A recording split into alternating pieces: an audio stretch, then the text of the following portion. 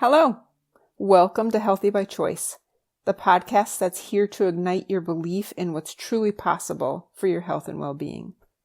Hi, I'm Dr. Kerry, and what lights me up is empowering others. My mission has always been to inspire you to take your health seriously and give you the tools to understand your body on a deeper, more meaningful level. In each episode, we'll explore the healing power of nature, the role of real food as medicine, and how intentional movement can restore balance to your body and mind. So whether you're on a journey of prevention, recovery, or simply seeking more vitality, this podcast is your reminder. You hold the power to heal.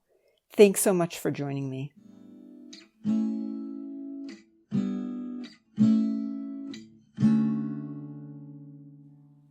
Hi friends, welcome back. This is an episode about life hacks, which is one of my very favorite things. And also, this episode is special in that it is episode number 8. So what that means to me is that something like 90% of people who record podcasts do not go over 7 episodes. So we're off and running. Thank you so much for helping me continue. I'm absolutely motivated to serve, and I want to thank my assistant Alicia, who's making this happen. Alicia is totally holding it down and doing the production side, so that's fun. And like I said, life hacks is one of my favorite things. It's also super motivating for me to have a podcast to share things like giving you some of the responsibility in your own health and giving you some ideas that you can do that. So as an example, when I was talking about how as a kid I would always go into health food stores, in the back of health food stores there would always be those big old books, the reference manual kind of thing, like the health food books, the nutritional healing books. And in them, I would always find things just completely fascinating. And that's what today's episode is about. So, number 1 example of who knew that if you want to decrease your blood sugar or have improved insulin sensitivity, just add cinnamon to your diet, particularly after a meal. And what I do is I put cinnamon in my coffee. So again, decrease blood sugar, improve your insulin sensitivity, slow carbohydrate digestion, and plus it's an antioxidant with anti-inflammatory effects. The thing about cinnamon, it's in the news right now at the time of this recording, because a lot of cinnamon has been found to have lead in it. So here's a really important thing. When we get our food, when we get our supplements, we really need to trace where they're coming from. And one of the most important things is to make sure that it's organic. I happen to know, bug, I can't remember the name of it. It's Organics something Organics. The company that I have my supplements from, I'm just going to look it up right now while we're talking. Because imagine believing that you are doing something good for yourself only then to discover that you're actually putting lead in your body. So no thank you on the lead. So Simply Organic. And after some tests were done, these are blind tests that are not paid for by the companies themselves. Across the board, all of the it is called spices that had the least amount of additives or the least amount of troubled, Simply Organics rated really highly. So I tend to use them because I can get them at the health food store really easily. And honestly, I feel like their prices are pretty good. And then everyone is going to ask, the next question is how much cinnamon? And between a half and a full teaspoon per day is about as much as you would want. So, of course, if you are of a certain age, you know that there were cinnamon hacks and people were doing this online where they're taking a whole spoonful of cinnamon and putting it in their mouth and coughing it up and ha ha ha. It actually sounds disgusting to me. but don't do that. So another one, a second one, hibiscus tea. So that also is antihypertensive. So it's a blood pressure lowering and cardiovascular system. It'll dilate the blood vessels, reduce oxidative stress in the vascular walls. It will also help stabilize blood sugar, plus antioxidant and anti-inflammatory effects. So we want to decrease fluid retention and bloating. Have some hibiscus tea. Have 1 or 2 tea bags, and I'm going to say it again, organic. Get a really good source of tea, and there are good ones out there. I will tell you, I love Davidson's tea. I'm not sponsored by Davidson's or anything. And use the tea bag several times. So think about hibiscus tea as an example, but cinnamon's another example of anything dark in color. We want those rich pigments, right? Think about the berries and why we want to start our day on an empty stomach having dark colored berries. It's the phytonutrients. It's that element that protects and nourishes your blood vessels. It increases the blood vessel walls, which is your brain, your cells, right? Additionally, it increases nitric oxide in the body. So speaking of nitric oxide, this has become really popular with that book, Breathe. There's a lot of talk about inhaling and exhaling through your nose will increase nitric oxide through the body. And I'm going to just go right to ChatGPT with this. When we inhale and exhale through our noses rather than through our mouths, we naturally increase the production and uptake of nitric oxide, which is a tiny but mighty gas molecule that plays a huge role in cardiovascular, respiratory, and immune health. And here's how and why it works. Number 1, science behind nasal nitric oxide. The perinasal or the paranasal sinuses, the upper nasal passageways, produce nitric oxide continuously. When you breathe through your nose, that NO mixes with the air you inhale and travels deep into your lungs. So what happens is the NO or nitric oxide relaxes and dilates blood vessels in the lungs, improves oxygen exchange. It increases blood flow and helps oxygen get delivered more efficiently throughout the body. And it acts as a natural antimicrobial, killing viruses and fungi that enter through the airway. I mean, pretty easy, right? Close your mouth, breathe in and out through your nose. I do this when someone gives me some information, or when somebody on my table is having a stressful day, or if I'm talking to someone and they are stressing out, I just inhale and exhale through my nose and, try to be with them, be present, but also not take in all of what's going on around me in traffic, in the world, in stress. And it gives me an opportunity to practice this. So the benefits of nasal breathing for nitric oxide, especially slow, rhythmic, diaphragmatic breathing, can improve oxygen efficiency by up to 20%, lower blood pressure via vasodilation, support heart health by enhancing the endothelial function, which is the lining of your blood vessels, boost your immunity through nitric oxide's antiviral and antibacterial effects, and calm your nervous system by stimulating the parasympathetic, your rest and digest response. And it says why mouth breathing doesn't help. When you breathe through your mouth, you bypass the sinuses. There's no NO. So air is not getting humidified, filtered, or warmed properly. And then over time, it can increase blood pressure, stress, and inflammation, and even disrupt sleep and energy balance. And think about the mouth breathers, right? Think about all the things we know about people losing sleep so many things. So just close your mouth when you breathe. which is every minute of every day, hopefully. So this leads me, it's interesting, it made me think of something else.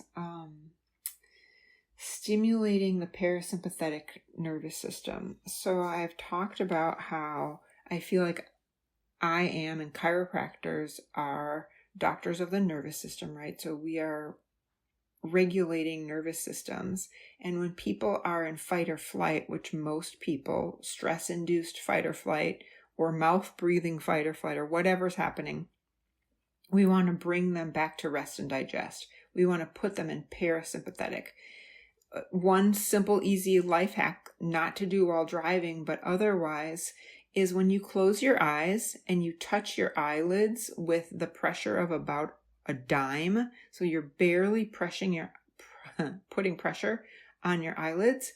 You're stimulating your vagus nerve, which is the nerve that goes from the brain to the gut.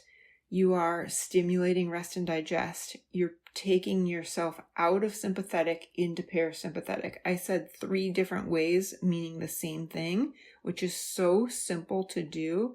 And you can do it at almost any time, not while driving, but other than that, at your desk, in the bathroom, whatever, when someone pisses you off, just bring yourself, and then of course, some slow rhythmic breathing will also help. But I practice this all the time and forget about it. I forget to tell people until I find somebody really stressed out on my table. And I'm like, oh, I have something that can help. So if you think about like the eye pillows, like we can get those wheat hull or lavender filled eye pillows, and you put an eye pillow over your eyes and it barely has just a little bit of weight. It puts you into total darkness, but also a little bit of weight on the eyelids when your eyes are closed. Perfect. Particularly if you love the scent of lavender. Lavender is known to be really restful, which is great. So that is a life hack that we should teach our children, right? We really want to help kids have tools to calm themselves. And that is such an easy thing for anyone to do. So an after meal enhancing digestion something is apple cider vinegar. And in truth, I have used those good balsamic vinegars that come from the local shops that make their own, so not the processed stuff. I'm not sure how many times I'm going to say it, but make sure you get it from the source that you trust.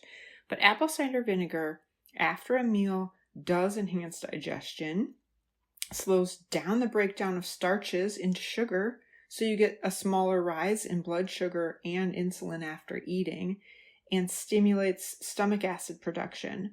So it'll promote the breakdown of protein and fat, support the growth of beneficial gut bacteria, and overall less bloating. So like after you're eating, your digestion is just more comfortable. And the apple cider vinegar also improves nutritional and nutrient absorption. So the magnesium, iron, calcium, and all the B vitamins are improved absorption. I don't know how else to say that. If you have a glass of apple cider vinegar before, during, or after your meal. It does support satiety and weight balance, and it will slow your gastric emptying, so the food will stay in the stomach longer. You will feel fuller longer and reduce your appetite, and of course that's possible weight loss.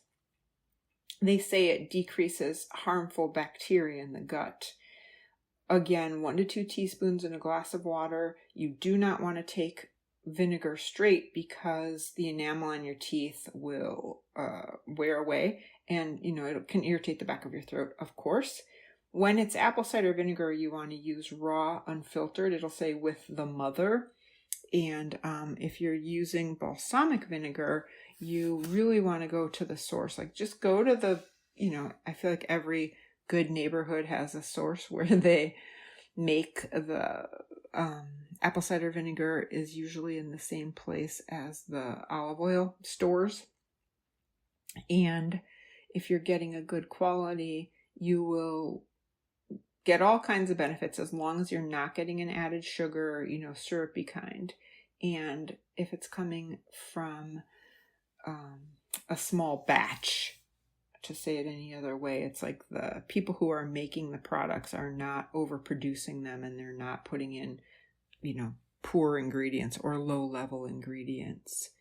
The local shop, at least in Benicia, the local shop where I get my balsamic vinegar, and of course it's aged appropriately, is the olive oil store, I call it. I don't know what they call it, but it's like the health food store, right? It's like the olive oil store. And man, they will tell you that consuming olive oil, and the guy drinks it in a shot glass, has so many benefits. Should I say a good quality source that we trust? Olive oil, it's obviously the cornerstone of the Mediterranean diet. We know that. And it's really reduces risk of heart disease and stroke. It's really good cholesterol. It's polyphenol. It really does help your blood vessels again. All that stuff as far as blood circulation, lowering your blood pressure, reducing your atherosclerosis risk. The thing about it is, my thing with olive oil has always been, it's the anti-inflammatory effects, right? So we're always looking to get more anti-inflammatory benefits whenever we can in the things that we eat, in the natural. And I, don't want to be taking over-the-counter medications, and I do drink a lot of water, but what I do want is natural remedies for, keeping my bones or my joints moving without pain.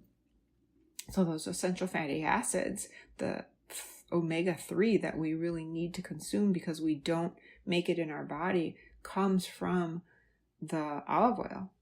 And that's just one of those things. I knew that from my chiropractor, and I knew that from going into health food stores when I was younger. And of course, decrease in systemic inflammation is, as a chiropractor, that's what I'm always looking to do, protect joints. So all of that is really important. And, they test, the medical doctors will test your C-reactive protein as a marker of inflammation in the body. And so consuming olive oil will decrease the overall inflammation in the body, which is, the extra virgin olive oil that comes from a good source is easy to use as a salad dressing. It's easy to, you don't want to use it in high heat. That's the thing, is that you can't cook only with olive oil, which is what I used to do, only to find out that it really does become rancid. So we want to have, I guess I'm going to call it room temperature olive oil, because it's meant to be consumed that way. It will help, of course, with your glucose and insulin spikes. It does definitely reduce oxidative stress in the body. People who are pre-diabetic or have metabolic syndrome, diabetes, really want to consume more really good quality extra virgin olive oil. And then remember, it will support your hormone balance. It will also protect your skin, the skin barrier. And when I was a massage therapist, I would often use olive oil just as my, I was going to say lotion. That doesn't make sense, as my oil, because why use anything, anything that we put on our bodies gets absorbed into our body. So why buy a product at some shop when I can just go to the health food store and get a really good quality extra virgin olive oil and use that to do massage? And I would either not tell people, or I would add just a little bit of lavender or something, and it really helps. And there's so much reason to just include it whenever you can, on your body, in your body, and I can't say enough, don't cook it, meaning high heat will definitely oxidate it. So here are some clues. Plastic is going to deteriorate, right? So oil pulls and plastic leaches, and so you would never want any oil in any plastic. You want to make sure you're getting, especially something you're going to consume into your body, in glass. Dark green will absolutely help prevent the oxidation. I know that sometimes they're brown, whatever, but you definitely want to use only extra virgin olive oil, only from a glass bottle, to make sure that and now everybody's learning about plastics. I feel like I've told you. But yeah, cold pressed, unrefined, ideally from a trusted source. We know this. Make sure you get 1 to 2 tablespoons a day, and only raw or lightly heated. So we can't be deep frying with it. We can't be, it's just best to use it in your salad dressing or consume it with nothing else. And I'm not that much of I'm a pretty tough guy. I can't do that. And I've absolutely been offered it at like the stores where they sell it, and I'll taste a little bit on my lips, but I'm not tough enough to drink olive oil straight. So I don't hold it against you if you can't either. But try getting it daily, and also use it on your body. It does get absorbed into your body if you apply it to your skin.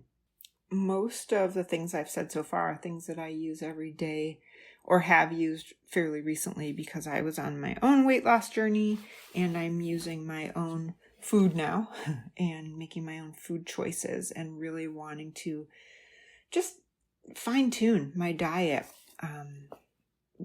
What does my body like and what doesn't my body like?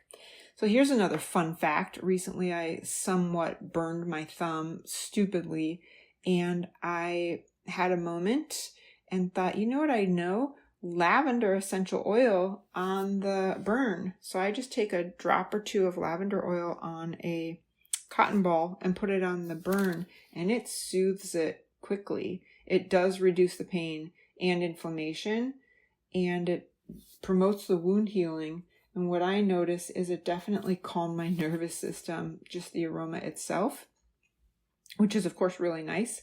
And they say lavender has a mild antibacterial and antifungal effect, which is really good, because if you burn yourself, you've increased or opened up your skin, and the last thing you want is something to go in there. So don't do that. And that reminds me another thing. So in my kitchen, I have a couple of essential oils that, again, I'm going to say the words, make sure that they're food grade essential oils and organic. But when you do find a good quality essential oil and you trust that it is for human consumption, I keep a couple in my kitchen. I like to have a little lime here or there, and I like to have a little whatever. But also lavender, because if I do get a burn, I quickly put the lavender on my burn, like I said. But one of the things I think long ago I learned that when you put lavender on a cotton ball, for especially kids have an earache, you don't want to put that in the ear, but behind the ear on the mastoid bone, and it will decrease an earache really quickly. And when it's my own ear, so again, not a child, not somebody who can't tell you the difference, I'll just fold that in. So the essential oil is on the inside of the cotton ball, and I fold it in, so it's mostly just cotton with the center having the dot of lavender, and I'll stick it in my ear. I don't know if I should have shared that or not, but I do that. I always hold it behind my sore ear for a while until it decreases, and meaning the earache will decrease. And then I will pretty much never have to do it again. It's kind of remarkable, nature. And speaking of one of my favorite topics, which is essential oils, anyone with a toothache, make sure you have clove oil in the house. And I'll take clove oil and put it on my finger and rub it directly on my gums. I'm not sure you want to do that with kids, right? You want to put it in a carrier oil or cotton swab or something, just the littlest amount. It always says do not apply undiluted. It always says it can hurt you, and obviously for a kid, and you don't want to do that.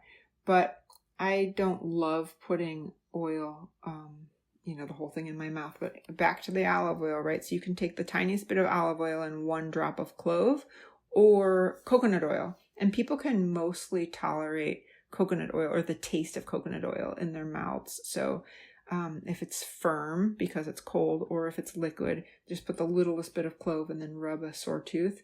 It goes away really quickly. It will numb the nerve endings and reduce pain. Plus, it fights bacteria and cavities, and it'll work really quickly. Unfortunately, with all the natural things, you have to do it fairly regularly, right? So that's the thing. Same with peppermint oil, and peppermint oil is, really good to keep our mouths clean. And we want to maybe even put it just between your gum and your tooth, but not that many. Maybe tea tree oil we would put in our mouth for pain. Thyme, sometimes thyme oil if you have oral bacterial or oral infection, but same thing. It always says either just swish it, or I'll put coconut oil with some thyme oil and then swish it and I spit. But I'm pretty tolerant of coconut oil. I don't mind the taste at all. And so, actually speaking of coconut oil, and I don't remember exactly what this was, but all of the Ayurvedic, many of the people who practice preventative medicine or preventative natural options will, like the Ayurvedic specifically, will line their nose with an oil or gargle and then spit oil. And for many years, I would take a scoop or a couple of scoops of coconut oil and swish it in my mouth and spit so that I could clean my teeth. And then around the time of the pandemic, when everyone was so concerned about taking in a virus, here's 2 hacks in one. This is a twofer. In a long time ago, my patient who was in her 80s taught me that she'll take lip balm, like a regular old lip balm, and put it on the outside of her nose. So put it on your nostrils on the outside, and that way none of the bacteria will get in. And if you think about it, it's the perfect thing because it'll stick so that whatever you don't want, the germs, won't get in, which is exactly how we get sick, which is so great. Also, this was like Deepak Chopra's prevention tool, because it's Ayurvedic, it's thousands of years old. People will take oil, and I'll just rub my finger in the coconut oil and then rub my inside of my nose and line the inside of my nose. And you could do both. You could line the inside of your nose with coconut oil and then put the lip balm on the outside of your nose, particularly if you know you will be around people who are sick and you don't want to take in what they're sneezing out. It's super easy to do. It's basically free because you already own it. And it really works. One thing I will say about natural solutions and natural remedies is to remember you have to apply more frequently. One of the things about getting pharmaceuticals and over-the-counter stuff is it often does have a longer shelf life, which is what it is. And then, wonder what else I was going to say. I can't remember. One really important thing that I want to just impart, though, is I have to take medication or surgery as even an option. So if that's true for me, which it is true for me, I will just ask this device, or I will go to my big, nutritional books and just ask, what are the natural remedies for? And then I'll type in any symptom.